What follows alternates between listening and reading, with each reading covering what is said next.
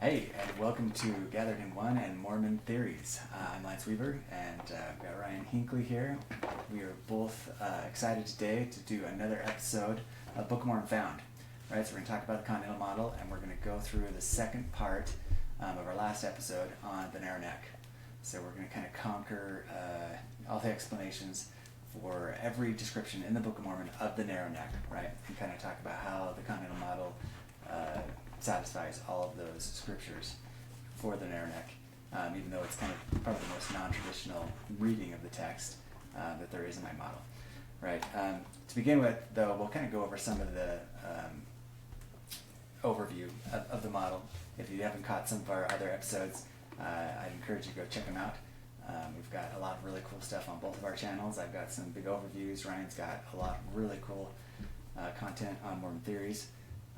Definitely check out the stuff on Abinadi and his palace and all that, because that is just beyond cool. Yeah.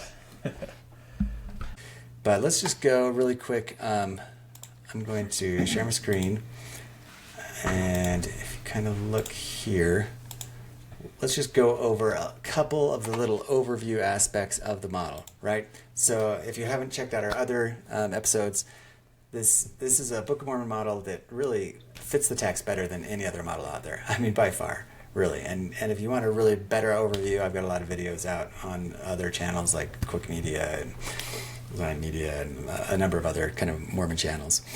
But when it comes to the Book of Mormon, like this kind of, I mean, I think the thing that makes it fit the best is it really ends up being a description of every major culture in North America.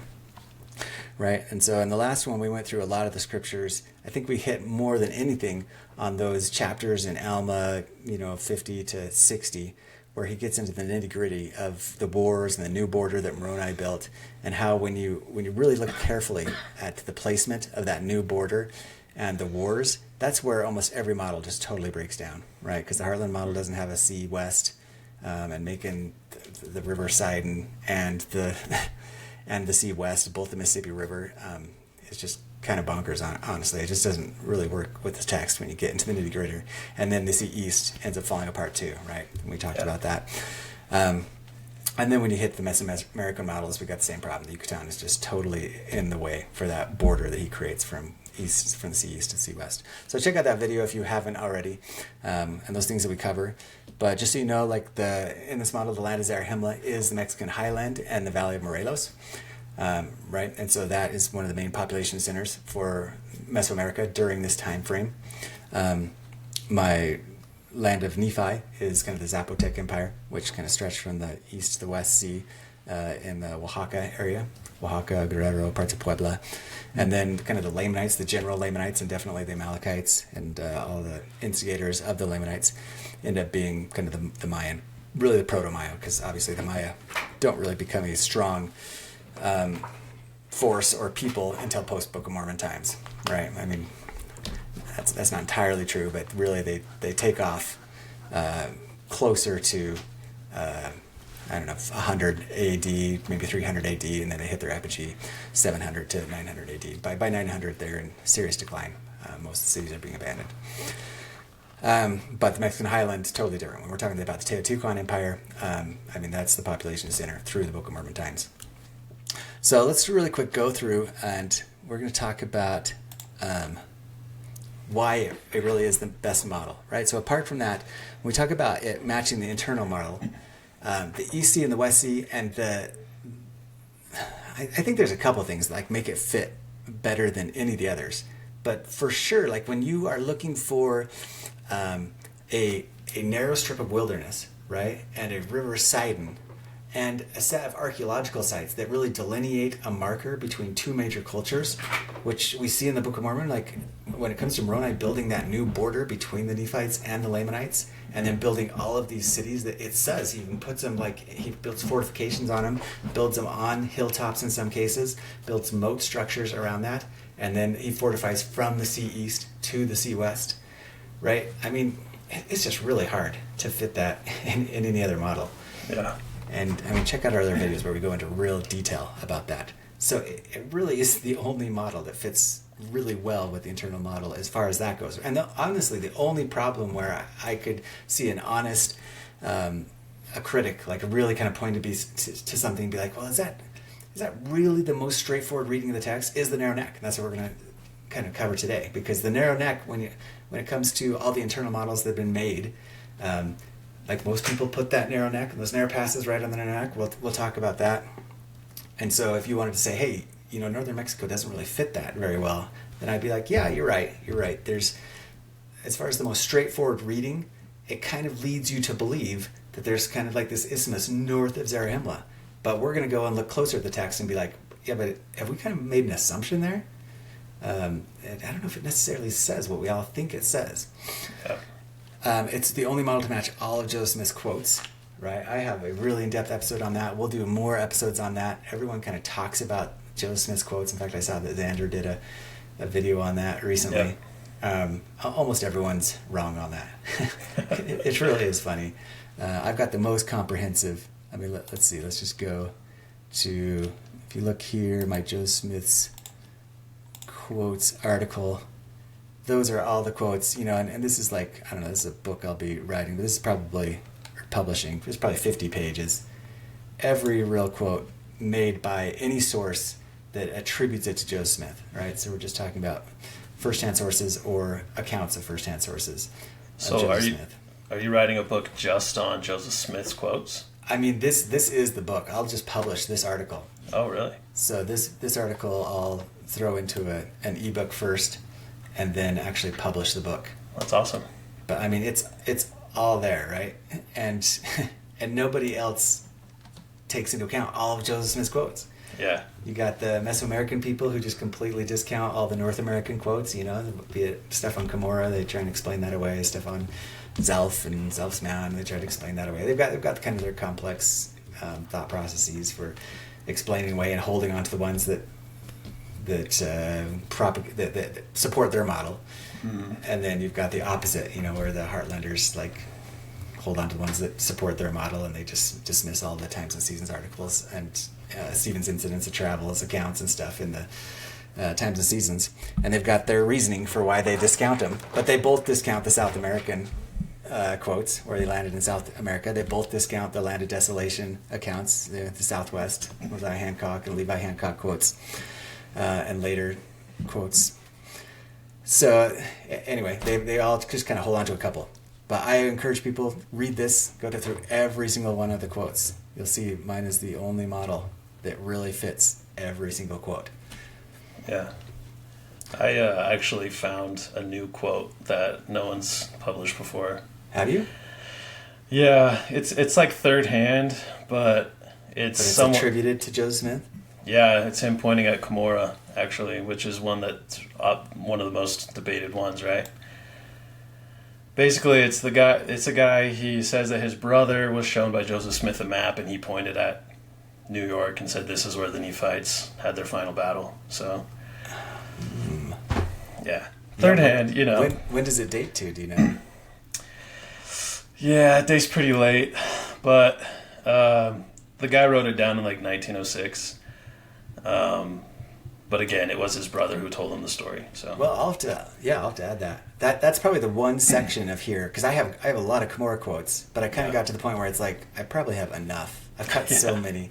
Or because most of the other ones, I'd be really surprised if someone found a quote that I didn't know. But I think there's probably quite a few Camorra quotes that I don't have, because I already have so many. I haven't really scoured for all of them. Yeah, I just hadn't seen one that was like Joseph Smith saying it. I had, because all the arguments are like, well, it was in the Times and Seasons or whatever, but Joseph Smith didn't say it explicitly, So right. Even this one isn't a slam dunk. It's just kind of fun. So right. Well, I'll send it to you. There really is some good ones where it's like to try and dismiss that Joseph Smith actually kind of said that is pretty problematic, honestly. Yeah. It doesn't stop people from doing it, but anyway, people can check that out. We'll do more episodes on that. Okay, so the only model that really agrees with all the early historians, right? Like Fernando Ixtlilxochitl. So he's like, second generation Aztec prince, basically. Partly Spanish, partly Aztec royalty. Mm-hmm. But yeah, if you haven't checked out that article of mine, just really so many great quotes. Some of them like word for word, almost out of the Book of Mormon. like the destructions of the time of Christ and stuff like that. Yeah. But he hits hard, the whole idea of Cholula being kind of the religious capital, and the river between Cholula and modern day Puebla being kind of like the only real river he talks about, which totally matches my model. So pretty cool. Yeah. The only model to really matter to match expert opinion on the population and scope of the text, right? And I mean, this is a great one. We'll do one on this sometime, because you've got who's at the interview from Mormon Stories with John DeLynn and why did I just forget his name? Michael Coe. Yeah, Michael Coe. Yeah, and him being like, now if Joseph Smith would have said that this happened in the Mexican highland, he might actually have something there, because it's the only cultures that really actually match the scope of these old world type of cultures that the Book of Mormon describes. But instead, people say it happens in the Maya, and the Maya just weren't big enough at the time. They were not they were at 700 AD, but they were not at 100 BC, that's for sure. Yeah. And they really weren't even at 100 AD. Maybe by 300 AD you could say that there were a number of cities, but yeah. Unless you're going to try and put it in the Mirador Basin or something like that, but nobody does that except for the Rio Pasión model, and that doesn't work at all. So anyway, we'll go over that. The Mexican highland really is the only thing that matches the scope when it comes to these huge populations, fielding armies of, like, it's them saying they're going out by the tens of thousands, right? So we've got populations in probably hundreds of thousands. Truly matching the archaeological sites and distances. Yeah, we'll go over that in another thing. That's a very controversial thing for me to say, because so many people think, it had to all happen small, and for you to say it happened longer. But we'll do a whole episode being like, no, that doesn't make any sense. Because it says from sea east to sea west, from sea north to sea south, the entire face of the land. And then people are like, well, what he meant was a tiny little portion of the land, but that was the entire world they knew. It's like, well, you say so. The only one that harmonizes the two conflicting predominant existing models, right? They both have great points. Heartland, Mesoamerica. Why do they both have such strong, amazing points that people watch and they're like, I know what happened there? Because it really did. It happened in both places. And then, like, my destruction of the time of Christ. No one even touches those. I won't even touch those, but it was a comet. It's the only way. Absolutely the only way. And I can say that because I'm a geologist. So if you want to argue me on that, you'll lose. But come try. It'd be awesome. I'd buy it. I love a little good debate. So let's just really quick go. Let's see, where's the narrow neck? Here. Okay. Let's go and let's read. So we read a couple of these. Let's read through the rest of them. Yeah. So we're making the argument, first of all, that the predominant explanation of the narrow neck, where most people in internal models, in fact, let's just really quick show everybody so we're all on the same page. These are kind of the dominant internal models that have been drawn. They all put kind of this narrow neck and then the narrow passes we're about to talk about north of the land of Zarahemla, right? And just north of the land of Bountiful, but south of the land northward. And everyone in their mind pictures it, that it's like, well, it's got to be this really narrow neck. And I'm trying to make the point that it's like, no, it talks about narrow passes and it talks about narrow neck, and they are two different things. The narrow passes are not on the narrow neck. Everybody has assumed that the narrow passes are on the narrow neck. My point is that's an assumption. As soon as you realize that the narrow passes are not on the narrow neck, and the text does not require them to be on the narrow neck, then suddenly you're like, oh, well, dang, that really changes everything. Yeah. So then we have a narrow neck north of the land of Zarahemla, the land of Bountiful, but it's not necessarily the same as the narrow passes. So then it doesn't necessarily have to go like this. The narrow neck could actually be like Baja. Yeah. Right. Okay, let's jump into it. All right. So let's go to, in fact, we're just going to jump to the actual neck ones, and then we're going to go back up to the last two, because we already hit the first two of these narrow passes. So let's talk first about where it actually talks about the narrow neck, right? Or the narrow tongue, like I said, as most languages translate it. The narrow tongue of land, like you read in Spanish, in most language translations of the Book of Mormon. Okay, so in Alma 63, right? And this is, like I said, in all these, it's like, by the narrow neck. It's not on the narrow neck. But this is talking about Haggath and him launching his boat into the West Sea. And it says, and it came to pass that Haggith, he being an exceedingly curious man, therefore he went forth and built him an exceedingly large ship. Right? And I love that exceeding. Like, he's being a really big ship. And he uses that same word in this chapter a little later. Or no, it's in Helaman 5, when he talks about all the, after Haggith goes up, the rest of the people head to the land northward, and they go an exceedingly long distance. Yeah. They're not just going far. You know, like the distance between the land of Nephi and the land of Zarahemla. It says that that's a long distance, a 40-day distance. But this is an exceedingly long distance. So he builds this exceedingly large ship on the borders of the land bountiful, by the land desolation, and he launched it forth into the West Sea by the narrow neck.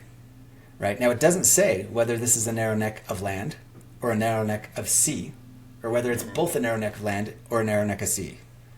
Right? And we'll see that's important, because in one of our next ones, it talks about a narrow neck of land, right? But then it says where the sea divides the land. So it's almost like it's talking about a narrow neck and a little narrow sea dividing the land, something weird, you know? Yeah. But here, it doesn't qualify. So we just have to speculate. But we know it's by the narrow neck, which led into the land northward. Right? So then it's like, well, what is he talking about? Is it a narrow neck of land, or is it a narrow neck of sea? So let's look like at my model. So, I mean, this is a big problem for every single model. I mean, it's a huge problem for the Heartlanders, right? Massive problem. Because you're like, well, it's in the West Sea. What is this, Lake Superior? He's launching into Lake Superior here so that he can get to the land northward? Like, what? Yeah.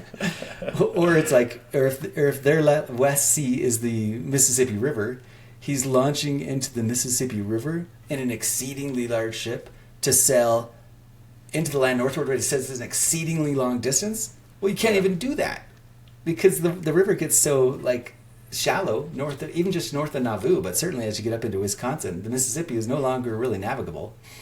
So what, they're trying to take it to go all the way up into Canada? I mean, and then we have all the stories of like the Polynesians, like where we have prophets saying that like Haggith, you know, because he came back and he did a second voyage and he gets lost, and they say that his descendants were Polynesians. He went out and found the Polynesian islands. Yeah. And they're like, and then if you've seen Wayne May's explanation of that, he's like, well, so what happened is he went into the Great Lakes, went out the St. Lawrence Seaway, and then went all the way north into Greenland and through the Northwest Passage through the Arctic Circle, and then came down through Alaska. No way. And I'm like, when I heard him say that, I was just like, what? Wow. Are you serious? He sailed through the Arctic Circle, and I think I measured it, and it's like 12,000 miles or something like that, 8 to 12,000 miles. Dang. To New Zealand or Samoa, when he could have just like gone 4,000 miles over to here and then sailed over there. Like, okay, that's bonkers. That's the most bonkers thing I've ever heard. You know, and then but the problem with the other Mesoamerica models is if Haggith is going into the West Sea and their land northward, where all the destruction and Cumorah and everything is happening, right? Their land of many waters, because it's specific that the destruction of both the Jaredites and the Nephites happens in the land of many waters. So if their many waters, which is in the land northward, is here on the east coast, why is Haggith going into the West Sea to go to their land northward? You know, and a lot of them trying to make the point that it's like, well, he in this case is talking about like the Teotihuacans and the Mexican Highland people, which is my land is Zarahemla, right? Their northern part.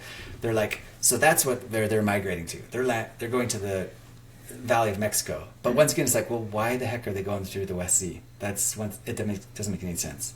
Yeah. You would not launch from the West Sea, especially when your land is Zarahemla is actually on the River Sidon, and both their Sidons head to the East Sea. So then, of course, if you're going to try and like send through shipping a bunch of people to the land northward, you're going to go straight down your rivers, which is your highways, and you're going to end up in the East Sea, and then you're going to go up to your land northward from the East Sea. Yeah. So why on earth is Haggith going to the West Sea? And if he's going to anywhere right here, you wouldn't go through the West Sea. You just do a land right. In fact, it's way closer to head down either the Sumacinta or the Grijalva into the Caribbean and then head straight upland, you know, the same way that Cortez and all the other major travels came into the Valley of Mexico or any of these main population centers that existed at the time, right? Because this is just before the time of Christ we're talking. Yeah. So it falls apart, right? And then, go ahead. Sorry, I was just going to ask, did the Mesoamerican model people, do they think that it just goes as far as your land of Bountiful? Like that's as far north as they go? Yeah. Oh, dang. Yeah, okay. I mean, I have heard a couple people be like that he went further north, But why? When they say that, it makes no sense because they never talk about anything, right? The two Cumorah theory, the whole reason for the two Cumorah theory is that nothing is happening that far north, that the people just couldn't go that far north, that they didn't travel those kind of distances. Yeah. Right? And I mean, that's despite the fact that when we look in the old world, we've got at the same time the Persian Empire, the Babylonian Empire, the Assyrian Empire, all these empires that are spanning like 3,000 miles, right? They're spanning from the Indus in India all the way to North Africa. Even the Egyptians, like they're conquering huge amounts, if you're to believe Herodotus anyway. He says that they conquered at a time all the way up to Armenia, which there's no real historical evidence. But we definitely know that from 600 BC, like we had empires that were all spanning thousands of miles. Yeah. And we had people going to England, to the 10 Mines. We had the Phoenicians all going thousands of miles. And they're like, no, back then, no one went that far in the New World. It's like, well, they did in the Old World. You just think that they're... And they had boats. Yeah. You just think that, okay, you think that the Old World was awesome and the New World people were all dumb. And, well, not dumb, just like too primitive to go far. Yeah. I mean, I can see how you can believe that, but that's not the picture the Book of Mormon paints, especially when it's talking about them traveling an exceedingly long distance. And it's talking about such obvious descriptions like desolation, the desert area, many waters. Where has many waters? The eastern United States. Many fountains and streams. I mean, if you're living in Mesoamerica and you have a description of a place of many waters, it's not going to be the Pachuca. It's not going to be this area. You know what I mean? Because you're living in many waters. Yeah. Anyway, the descriptions they're not great. I just don't think that their model fits great. Yeah. But if you've read the Mintanah archives, right, the Book of the Nemenhah stuff, I mean, it has the story of Haggath, this channeled book by Native Americans, right? And where is he going? Straight up West Mexico, into the Colorado River, and up into my land desolation. Yeah, I have read that part of the book, and it is pretty obvious that they're going right by the Baja Peninsula. Yeah. So. And I mean, the thing that really struck this to me is reading early codices, like just reading Hernan Cortez diaries, right? Because that's exactly where he goes, and he like explains like him going up this narrow sea. He even like calls it like the narrow inlet. I can't remember. Like the wording is so similar. And same with Ixtlilxochitl. He's talking about them traveling up north, and it's always up the West Sea, like all the transportation heading to like any kind of distant people, to Aztlan or all these, what's the other one, Tulancingo. It's always going up the West Sea. So I think, yeah, same thing, just like the Book of Mormon says, right? Yeah, yeah. It's another testimony of the Book of Mormon that these codices are telling about these legends, these people coming from this area on the West Sea. Yeah. And I mean, we talked about why that would be, because that was just such an important area for them, because that was their food production center. Yeah. So okay, let's just finish reading that. So again, when we read again, he builds himself an exceeding large ship on the borders of the land Bountiful, right? So Bountiful we know goes from the east to the West Sea, but this is the west of Bountiful. By the land Desolation, so this is by where things turned desolate and where the Jaredites were destroyed and was caused to be desolate because of all the dead people there and dead bones. By the narrow neck, which led into the land northward. Now, let's go to the next one, and then we'll come back to the idea of whether he's talking about a narrow neck of land or a narrow neck of sea. Okay, so in fact, let's go straight to 8, because I think this is an interesting question, because it talks about where the sea dissects the land, which I think is kind of saying the same thing. I think in this early one, he might actually be saying the narrow neck of sea, right? Or that they both kind of equated the same, because there's... Anyway, let's read it so that people can judge this for themselves, because it could be there. It doesn't matter as far as my model goes. Okay, in Ether 10, we have another mention of the narrow neck, and it says, "And in the days of Lib, the poisonous serpents were destroyed, wherefore they did go into the land southward to hunt for food for the people of the land. For the land was covered with animals of the forest, and Lib also himself became a great hunter. And they built a great city by the narrow neck of land, by the place where the sea divides the land. And they did preserve the land southward for a wilderness to get game, and the whole face of the land northward was covered with inhabitants." So let's try to apply that. Like, first of all, that wording is really weird. By the place where the sea divides the land. Mm-hmm. You know, and I hear Wayne May and Ron Meldrum talk about this a lot, and say that, you know, when it comes to like an isthmus, you wouldn't use that terminology. you wouldn't say where the sea divides the land. Because the sea dividing the land, it doesn't really sound so much like they're talking about an isthmus. It sounds more like Right. a waterway that's coming into the land so far that it's like dividing the land. Yeah. I think an isthmus would be more like the land divides the sea. Right. Right? Right. And I could Yeah. see it both ways, right? I think an Yeah. argument could be made both ways. But if I had to pick one, I'd kind of go with Ron and Wayne in this one, where I think that it isn't. It sounds more like a sea coming in. The Great Lakes kind of do that. But what does that even better? The Sea of Cortez, right? The sea totally comes in here and divides the land. Yeah. I mean, I really think you could make an argument and that it's fine. Just saying that it's like, well, Isthmus of Tehuantepec for Mesoamerican adherents, the sea is kind of dividing the land there. And certainly, like, if you kind of view this whole thing like a turtle, and if you see in my article here, like if you've heard about Turtle Island, like this is a very pervasive mythology, and I talk a bunch about it down here, about Turtle Island, and how I think they saw it. A lot of people kind of show Turtle Island with the head up top, but there's actual texts in here that talk about the arms of the turtle. And in fact, in Ishli it talks about Baja being an arm of the sea.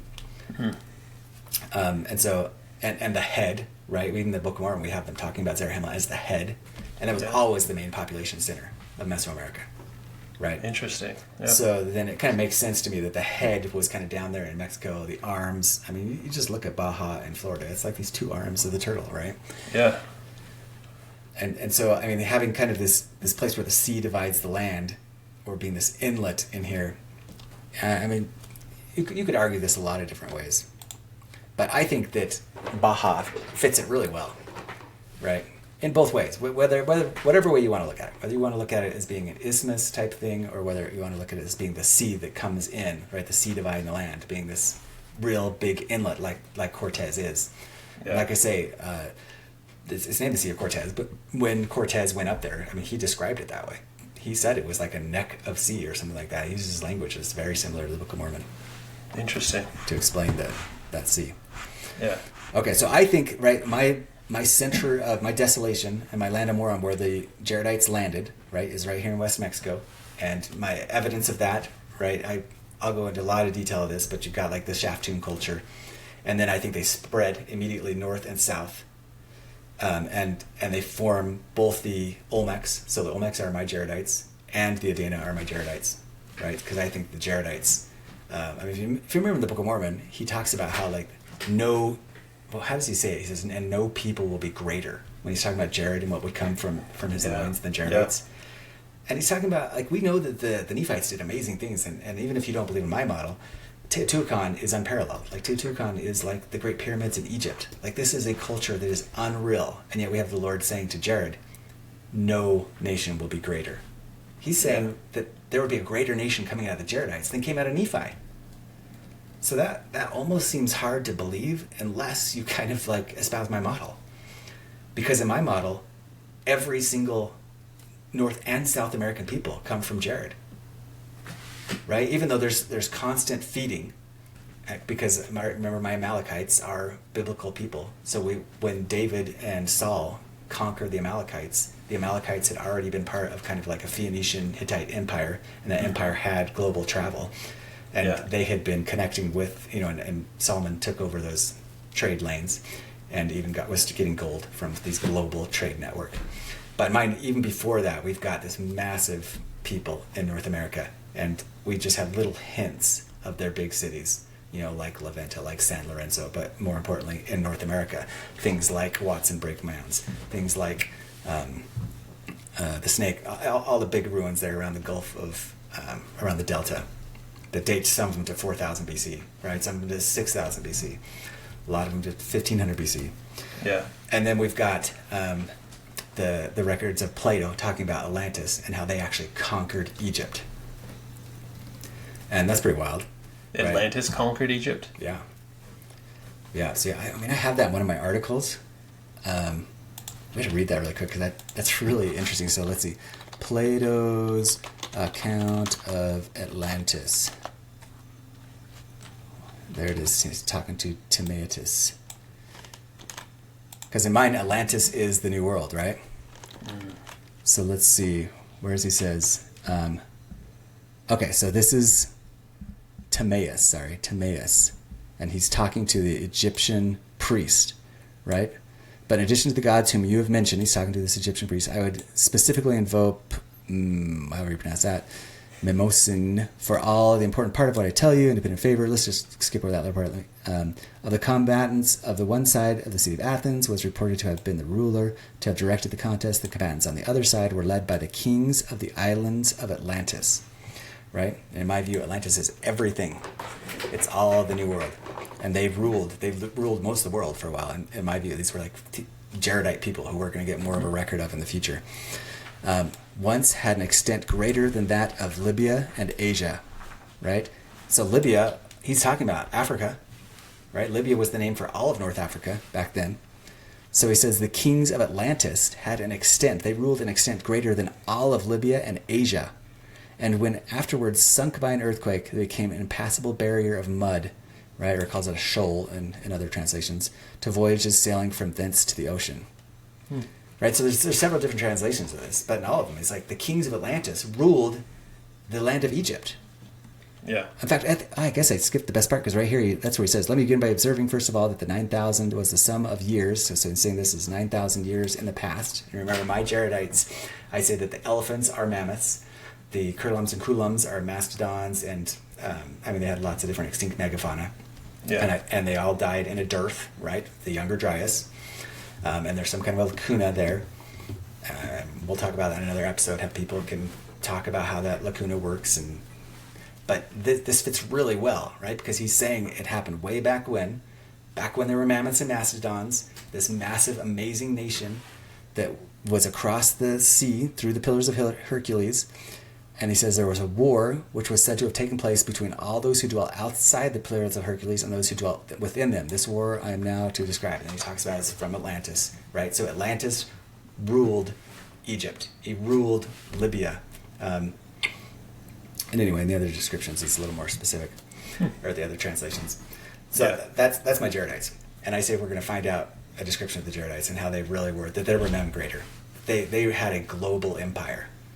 But that empire collapsed long before we kind of get into the collapse of the Jaredites, the last of the Jaredites, which are collapsing at like 400 BC probably.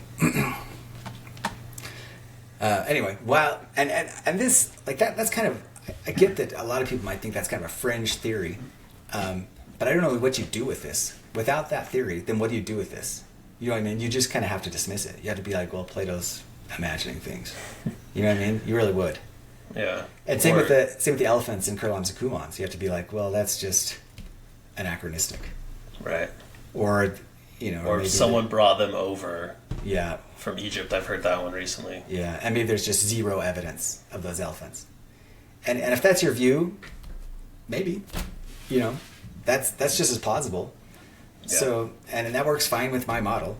I just think that this is a better description of elephants, curlums, and cumans, and the great dearth. That it says kills them all. It says that they devoured them all. It says they fled from the great dearth to the land southward, and then they pursued them and they devoured them all. And that's exactly what scientists have found with the Younger Dryas, right? Like all the megafauna started this huge migration. The people, combined with the drought, hunted them to extinction, just like the Book of Mormon says. So then, if you don't espouse to that idea that I have, then you really have no evidence for what the Book of Mormon says. You just have to take it by faith. You just have to be like, well, okay, they had elephants, and there's zero evidence of them, and curlums and kumans were like tappers, and who knows, something else weird. Yeah. And there's just no evidence. And this dearth, who knows what that is? We don't really have any evidence of it either. And the fact that the Jaredites really paints the picture, the Book of Mormon really paints the picture that the brother Jared was the first to inhabit this land. We also have to throw that out. Right, because we have to say, well, since archaeology has proven that there were definitely inhabitants here, since at least the Clovis, so from at least 12,000 to 9,000 BC, there were inhabitants here, then the Book of Mormon is just kind of full of it. It's not true as far as that goes. They came to an already inhabited continent, right? So if you want to believe that, fine, but you just have to dismiss a lot of the Book of Mormon. Whereas my theory is far more. It makes the Book of Mormon true, It's eloquent as far as it's solving those problems. Being like, yeah, the Book of Mormon is talking about what science has already proven true. Now, you don't have to go too much into this, but do you think that radiometric dating is wrong, or do you think that the Jaredites really were 9,000 years ago in America? I have a lot of episodes where I go into a lot of detail with radiometric dating, right? Because that's been a real passion of mine in geology. So we know that radiometric dates are like off dramatically in certain areas, right? The Hallstatt Plateau is the best example. So, and you can just look that up on Wikipedia or get into the scientific literature on that. The Hallstatt Plateau, there's debate on exactly what is causing this radiometric plateau. In fact, let's just look that up really quick so people can kind of see what's going on. Hallstatt's named after Hallstatt, Austria. Big salt mine that kind of proved that radiometric dates were being skewed. Mm. Oh, I used to have a picture of the actual plateau here. If you go, there was a picture on the last page, maybe. Yeah, and just right here it shows. Yeah. This is a picture of it. In fact, if we just go to images, I mean, all of this is basically the plateau. It's called a plateau because when it comes to the radiocarbon correlation curve, right, like the INDCAL curve, the different curves that different scientists have agreed to kind of make this correlation curve because we know that there's small variations in radiocarbon. They can be caused by solar variations as much as anything. But dendrochronology has kind of shown us for sure that the variations can be kind of like a great example is the 760 event, the 866 event. I mean, those were major solar flares, and so they caused big spikes in radiocarbon. Same thing happened with radioactive testing when we did nuclear testing. Caused this massive bump in the production of radiocarbon because radiocarbon is like produced in the upper atmosphere by solar rays hitting nitrogen, converts it to carbon-14, and then that decays into carbon-12.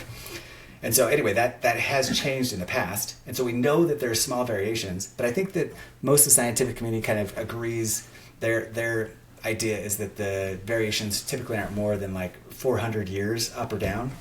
If you've seen my Egyptian article where I make a new chronology in Egypt, I say, that's wrong. That's wrong. And I show a lot of scientific evidence of different archaeologists who, especially working in Babylon and Assyria, they're like, no, I got a radiocarbon date and it is off by 1,000 years. Oh. And people will be like, well, there's reasons why that could happen. Like maybe there was just some kind of contamination, right? You get a limestone or something like that mixed with the sample. But I'm saying like there were actually large variations. And so like going back to the whole point that's talking about how we, as scientists, as geologists and archaeologists, we know that there are variations in radiocarbon. We know that radiocarbon dating is off in certain areas. We know it's off by at least 400 years. Some might say even 1,000 in certain areas before the Iron Age. I don't think that it's beyond scientific doubt, beyond reason even, to suggest that maybe it's off by a lot more. Mm-hmm. Right? And if you're like a scriptural purist, like for sure you would be like, I mean, you'd be a young earther, honestly, and you'd be like, yeah, those things are off by thousands of years. I'm not that. I think that it could definitely be off by a good amount, but I don't know, I'm not going to offer a strong opinion. Yeah. But I definitely play with that a lot in my mind. Like it's always in the back of my mind when I'm reading scientific literature to be like, when it comes to looking at the ice cores and I'm trying to actually correlate the Younger Dryas and other ice cores with which are dated with radiocarbon dating at least back to like 40,000 years. Is it possible that they're off by in some areas by like 10,000 years? Is that possible? Like could the Younger Dryas, which is radiometrically dated, like radiocarbon dated to 9 to 12,000 BC, actually have happened 5,000 BC or 4,000 BC? I don't know. That's a big ask as far as to say it's off by that much, but yeah, I don't think it should be completely dismissed. I think that should be in the back of every scientist's mind. Yeah. To look for inconsistency, especially if maybe there's just a jump and we're actually double dating something, because it might. Anyway. Yeah. I digress too much. No, you're good. Back to the narrow neck. Yeah. We'll do an episode just on that, right? That was my fault. Yeah, because the implications of a radiocarbon spike are big, because then you actually get something that has two dates, right? A radiocarbon dates to 500, and then it might actually, so it could have happened at two different times on the correlation chart. Interesting. All right, my bad. So back to There you 8. Okay, so now we've gone through the narrow neck in both 6 and 8 here. And we know that both of them are unclear as to whether it's a narrow neck of land, right? Or whether it's talking about also a narrow neck of sea, right? By the place where the sea divides the land. Mm-hmm. Both of those work with my theory. And I think both of them are plausible readings, like a reasonable readings. Yeah. Okay, let's go to 7. So this is the one other place. This is the one scripture that really kind of points in my mind that the author, so in Mormon in this case, that he really did kind of see the land northward as being like there being kind of a narrow neck between the land southward and the land northward. And in my mind, like I said, it's just like we just saw with the Turtle Island, right? I think that they actually saw that as a neck. And if you live in Mexico, there kind of is like the Gulf of Mexico is like this big bite out of the land, right? That kind of makes this narrow area between the north and the south, even though we don't think of it in that way. And I think that they didn't have a really good. So, like if you look at early maps, like the earliest maps, cartographers who drew, in fact, I think I have one here. Let's see, who drew North America. Sometimes they show there being kind of like a crazy. Do I have it here? Really narrow neck in north. Here it is, right there. Oh wow! Right, so this is an ancient, like I think this is a Mixtec map, like Aztec and Mixtec. So this is the maps I think that they would have, how they would have pictured things in their mind. And you can see like this interesting like lake coming through here. Like what's up with that? That's kind of interesting. Almost like it's a narrow neck of sea coming in, or a lake of some sort. I know that's usually described as like Texcoco. But, and then you've got kind of this narrow strip of wilderness, right? This is the kind of stuff that Mormon might have been working off of. And then you got the early Spanish, and this is how they viewed North America, right? Some of these earliest maps. So how exactly like we all picture it exactly like it is because we have Google Earth. Yeah. But before Google Earth and before really good map making, which can only be done by really knowing where the stars are, right? Cartography only got to where it is presently, where you could really triangulate shorelines by sailing the shoreline and then triangulating yourself on a globe by the stars. Before that, there was absolutely no concept of modern cartography, and people in their minds, they would know that it's like this city is 20 miles to the north, this city's 4 days to the east. So I think that we can really trust those descriptors in the Book of Mormon, right? When it says this was east, north, south, we can totally trust that because in all ancient records, like they're pretty good at that stuff. Yeah. But when it comes to how shorelines looked, what did they think it looked like? Probably we have no idea. And in this, I have a huge number. If just come and look down here, these are all ancient maps. There's what they thought the shoreline was in this map. That's 1713. That's pretty late. And they still think it looks like that. Yeah. Right? There's that map. This is what, this is by, Eratosthenes, Strabo's Geography. Like, this is kind of how he makes Asia look. Like, they just did not have great maps. Yeah. They didn't have a good picture in their mind. Like, that's how Africa looked? No. I mean, it looks horrible. But it's generally pretty good. Here's another Mesoamerican map. Here's another Mesoamerican map. There's another Mesoamerican map. Right? These are these huge Indo-Arctic basins that people just didn't go into because they have no water. Mm-hmm. So anyway, you look at these things. So that's why I have this little illustration here where I say, when they're talking about what things looked like, this might be kind of how they pictured the world. Yeah. And I kind of think it is. They probably pictured it kind of like a turtle, and that the Gulf of Mexico came in further than it actually does. So that's why I kind of draw this line in a lot of my illustrations, showing that I kind of think that they think the Gulf of Mexico came in more than it does. And the reason why I thought that is this scripture, right? Because you read in Alma 22, right? And he says, and now it was only the distance of a day and a half's journey for a Nephite on the line Bountiful. So it doesn't say on the narrow neck. Right. He says on the line Bountiful and the land Desolation. So some kind of a defensive line from the east to the West Sea. Doesn't say from the East Sea to the West Sea. It says from the east to the West Sea. That's huge. That is I've really never huge. noticed that. I know you said that last episode, but I never noticed that. Yeah, and so that's why on the episode I'm talking about, they're talking about a coastal plain, and they've got their armies here from the east to the West Sea, right? Yeah. Whereas on those other ones where we talked about that, they're actually probably talking about the spitbars. Yeah, they're talking about the sea on the east and the sea on the west. Yeah. But here he says on the east and the West Sea. So let's just go back to this one. Okay, so from the east to the West Sea, and thus the land of Nephi and the land of Zarahemla were nearly surrounded by water, right? And this is a huge one because that's actually how they described, like when you read, there's a word they called Anuwak. It's a Nahuatl word that the Aztecs used to describe central Mexico and sometimes just the Valley of Mexico. And what it means is land surrounded by water. Whoa. In fact, in some translations, it's land completely surrounded by water. Oh, dang. Right? So he's saying that the land of Nephi and Zarahemla were nearly surrounded by water. He's probably translating some equivalent to that exact same word. That land southward is nearly surrounded by water. There being a small neck of land between the land northward and the land southward. Wow. So now we're left to question ourselves here. So he says there's a small neck of land between the land northward and the land southward. So possibility one, right? He's talking about Panama because this all happened in South America. I don't buy it. Possibility two, he's talking about the Isthmus of Tehuantepec. Mm-hmm. And this is the small neck of land. And it's 150 miles across, right? Is that a small neck of land? Kind of. I mean, it's not really much smaller than this, but it kind of is. And so maybe. Possibility three, he's talking about Baja.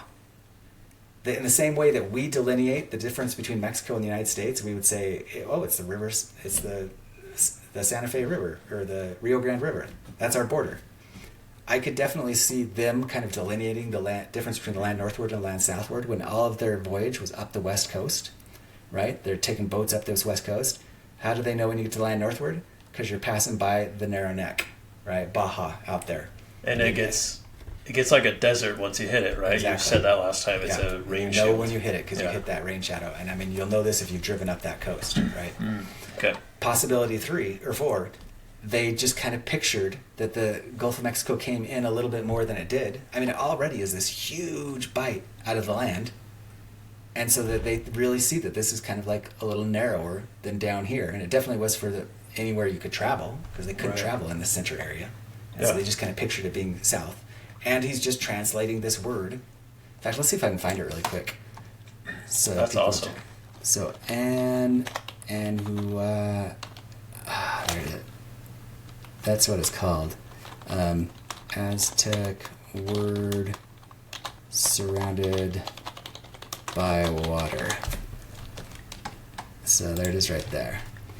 Okay, Anahuac. I'm probably pronouncing that wrong. Is a Nahuatl name which means close to water, right? And can be broken off, and you'll see that there's like multiple translations of this. Probably designates. You'll see in fact, there's a dictionary you can go to find all the different translations. The word is said to signify country by the waters in Nahuatl, Old Aztec.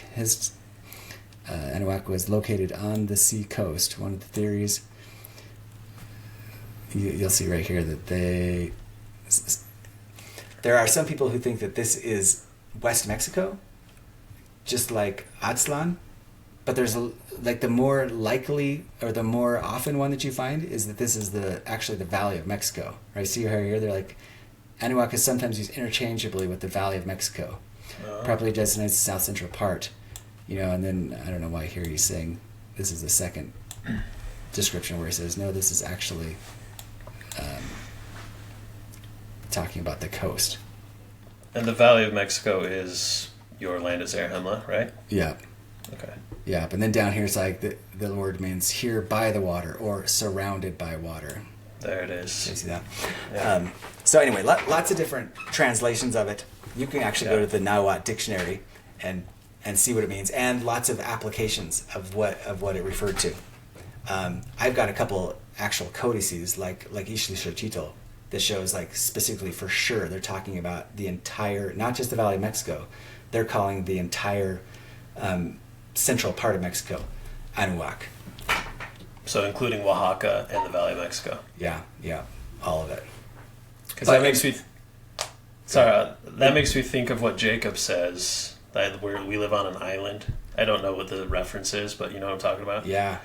Because like they would know, like they knew that water was close, right? Yeah. And I guess it's different than Jerusalem, where the water's on the one side, Yeah. and then you just got desert forever on the other side. But No, I think that's a good point when you're saying, and we know that we are on an isle of the sea. yeah, If you're trying to apply that to the Heartland model, for instance, the Mesoamerican models are much better at describing that, because the Heartland model is like, well, you're an isle of the sea, but I mean, they would have known that it's so wide, and they wouldn't even know what the West Sea looked like. It's so far away. I mean, I'm sure they've been there, but anyway, there's a lot of debatable things, but I think that like this is really getting to the heart of like the best, the most elegant explanation of these, and I really think the continental model it just does it better.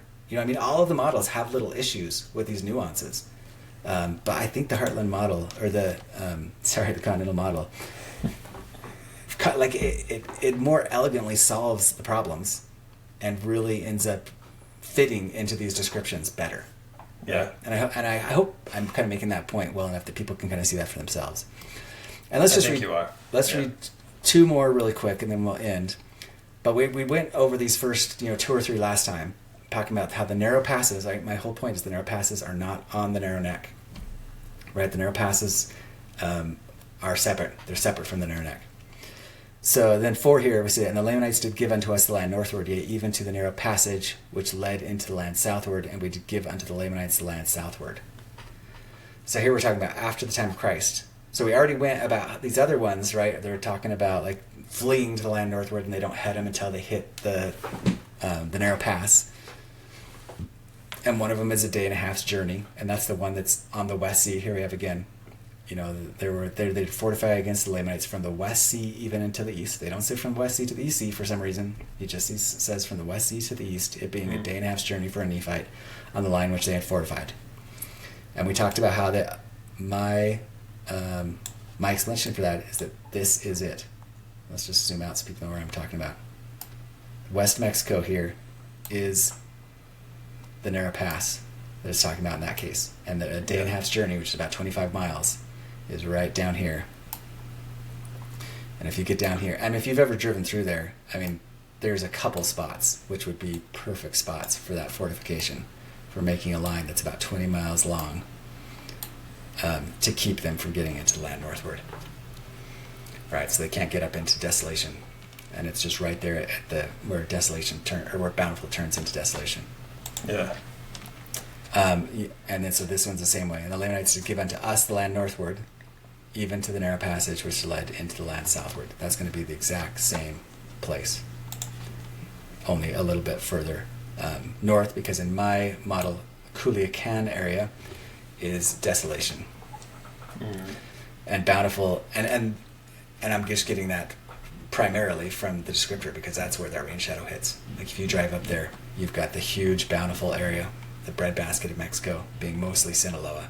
But as you hit the top of Sinaloa, hit Culiacan, that's when you hit the rain shadow, and everything just turns desolate, becomes desolate. And I also get that because there's this huge archaeological site called El Ombligo, and it's it's got like hundreds of buried bodies, right? Which I say that could actually have that graveyard could have started at the final battle, because it seems like it might just be a coincidence, but it seems a crazy coincidence that right at my city of Desolation there happens to be like one of the biggest burial mounds in North America, with hundreds of buried bodies, and the bottom ones seem to match the Book of Mormon.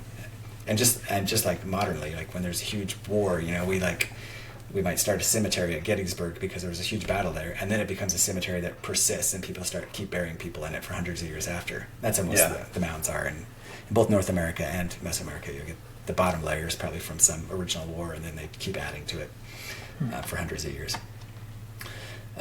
Okay, so then the last scripture, let's just go over the Mormon 3:1.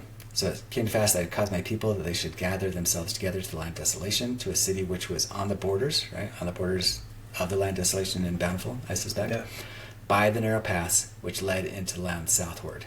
And there we did place our armies, that we might stop the armies of the Lamanites, that they might not get possession of any of our lands. Therefore we did fortify against them with all of our force. So then let's try and nail that down, right?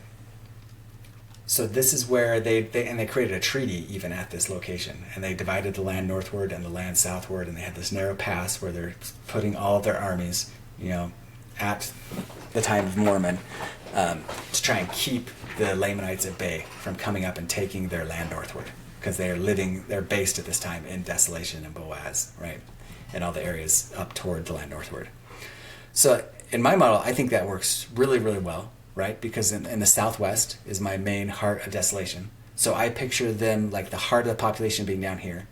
And then they had their army there at the pass near Culiacan, and they're kind of trying to keep all of these southern people down.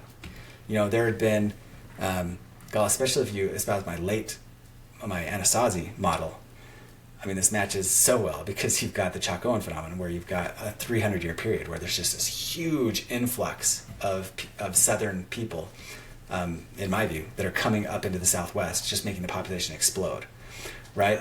If you want to hold to the Book of Mormon time period, then we just say like history repeated, right? Although the archaeological data isn't as great because, I mean, there's hundreds of cities being built at that 1000 AD during the Chacoan phenomenon from 800 to 1000. And then they all just are destroyed, within 50 years, right? There's this supposed drought, but for sure they all get destroyed. And then we see Cahokia fall just shortly after that, right? So in this map here, so for the late one, you've got Tula falling at about, I can't remember what it is, 1050 AD, Chaco falling like 40 years later, something like that, Cahokia falling almost the exact same time.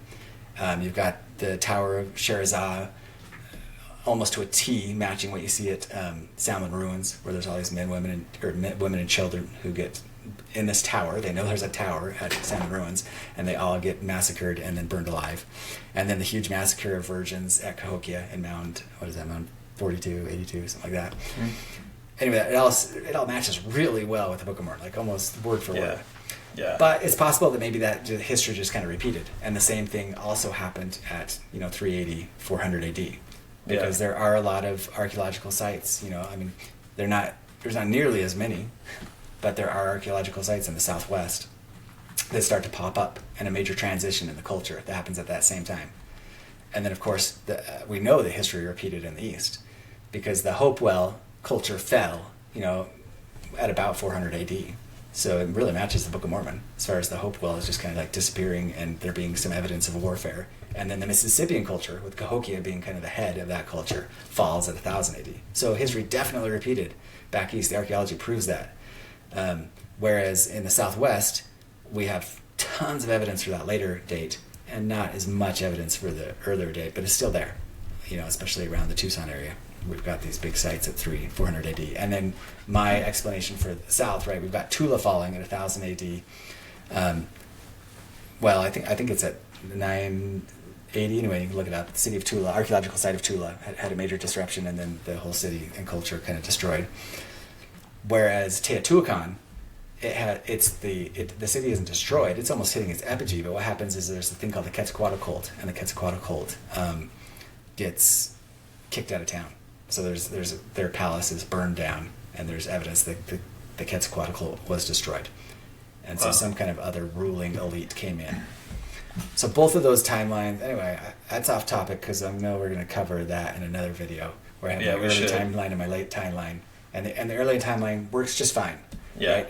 And it definitely works just as well, if not better, than any of the other models, for sure, because I'm using the same evidence as theirs. Yeah. But that late timeline, it's like, wow. I mean, if anyone wants to say that the Book of Mormon is like impossible or inaccurate, well, just look at that late timeline, because every culture from Mexico City to Camorra collapses within like a 100-year period, and the archaeology proves it. Yeah. Right? And the Book of Mormon gives a better description than archaeology, because archaeology is trying to say that these are all unrelated things, that if they have any relationship at all, it has to do with a famine or something like that, or a big drought, which is bonkers, right? Because all the Anasazi sites are burned. There's tons of signs of violence. There's cannibalism is rampant. It's the only really strong archaeological evidence of cannibalism that matches exactly what it talks about in the Book of Mormon with cannibalism, right? The match is just so perfect. So even if the Book of Mormon timeline is what it says and it actually happened at 3 AD, well, at least we know that something happened at 1050 AD that matches exactly what the Book of Mormon says, and you cannot say that the Book of Mormon is like somehow archaeologically unfounded. Yeah. No, I've looked at that late timeline, and I find it really compelling. I think it's really interesting. And just on to your point about repeating history, it's funny because that happens in the Book of Mormon too. Like, the Jaredites are destroyed at the Hill Cumorah. Yeah. They start in your land Moron, and they kind of move that way. Yeah. And then the Nephites do the same thing. So it's kind of like a pattern, I guess, that history just kind of repeats itself in America for some reason. Yeah. And maybe the same thing really happens in the Old World too. And so maybe it is really just repeating history, because history does repeat. But I mean, there's huge problems. Like the Jaredites is a great example, because the Jaredite destruction says 2 million people were destroyed before the final battle even happened. Yeah. Right? So if you're going to try and have a strictly Mesoamerican model, a strictly like Usumacinta or Grijalva model, or a strictly like Heartland model, that is a lot of people. Like, where on earth were all your Jaredites? Because most of the Mesoamerican folk, whether you're Grijalva or Usumacinta promoter or supporter, they think that the Jaredites are just up in desolation, which is just your Olmec, right? Yeah. I mean, Olmec had a lot of people, but there is certainly no evidence that 2 million people were destroyed around, 300, 400 BC. Like, zero, like no evidence of that. There is a lot of evidence of destruction earlier than that, right? The Olmec of San Lorenzo and those guys, like there's definitely destruction around 700 BC. I mean, but to try and say that 2 million people, that the Olmec culture had met at this huge end right at 400 BC, and that there was 2 million people in La Venta that all disappeared around that time, and that they were destroyed in the same place, has to be Cumorah. I don't know, that's a stretch. Yeah. But I mean, there is evidence there. But then you got the Adena in the land northward in the Heartlander model, and it kind of runs into the same problems, where now they've been kind of like redefining and saying, was it really all, did it collapse that large? Have we been mistaking some Adena with Hopewell people? Did we misdate? I mean, even the type locality for the Adena culture got redated and kind of lumped into the Hopewell culture, and so now what used to be the Adena is called the Middle Woodland people. But anyway, I'm saying that 2 million people came from the entire continent. Yeah. Right. And their center had kind of split, and I think that one of the largest population centers was probably like the Mirador Basin, and that the Mirador Basin people were actually coming across Cuba and up Florida and heading up north, and that there was huge populations from both the Tehuantepec area and the Mirador Basin all streaming into North America, and that their final battle ended up happening somehow there in the Ohio area and South New York area. Well, yeah, and it says that they take 4 years to gather people, so... Yeah, and they've been gathering for a long time, like an unspecified amount of time before that, so... Yeah. Yeah, and the Civil War, apparently, it was just kind of like this massive Civil War. Yeah. Yeah, and in my model, like, the Amalekites are kind of leftover from that, but that there was a lot of old world influence, because I'm saying that, especially the Western Europe, that there was a lot of communication between Phoenicians and early people in the Western... what did they call that? Like the area where Septimania would be later, even England and all that. There's just a lot of kind of groups that came across from Europe and were influencing the Jaredites. And you kind of have to infer that, because Ether is like talking about Jerusalem. Like, there's no mention of anything like Jerusalem, and then Ether starts talking all this about the New Jerusalem and all this. It's like, well, where's he getting these ideas of Jerusalem all of a sudden from?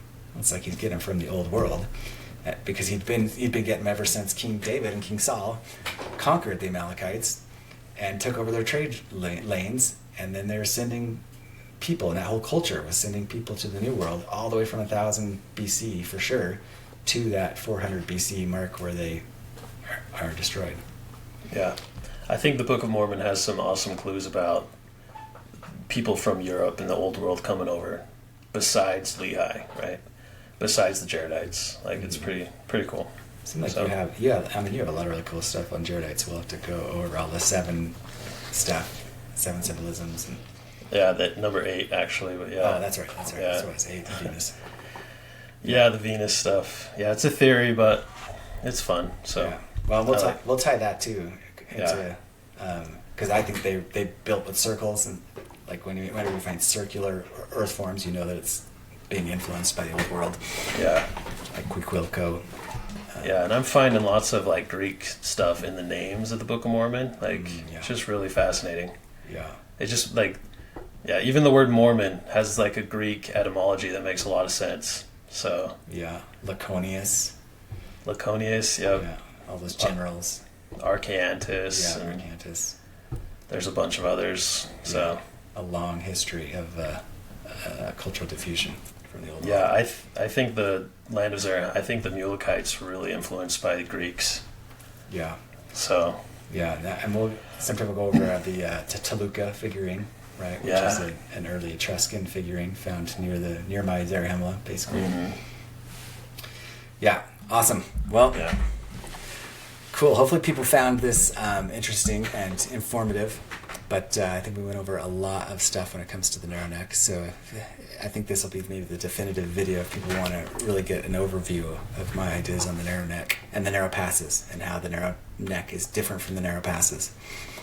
Yeah. I